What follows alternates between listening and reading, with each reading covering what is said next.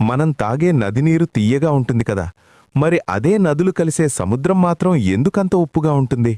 అది కేవలం ఒక రోజులో జరిగింది కాదు. దీని వెనుక కోట్ల సంవత్సరాల కథ ఉంది. వర్షం నీరు భూమిపై పడినప్పుడు అది కొద్దిగా ఆమ్ల స్వభావంతో ఉంటుంది, గాలిలోని కార్బన్ డయాక్సైడ్ కలవడం వల్ల.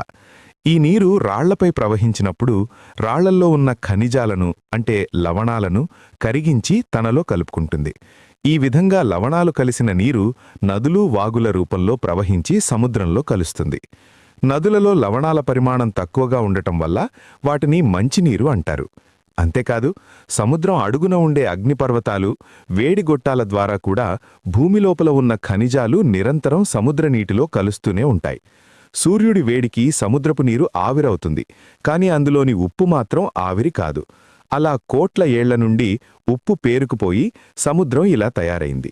ఒకవేళ సముద్రంలోని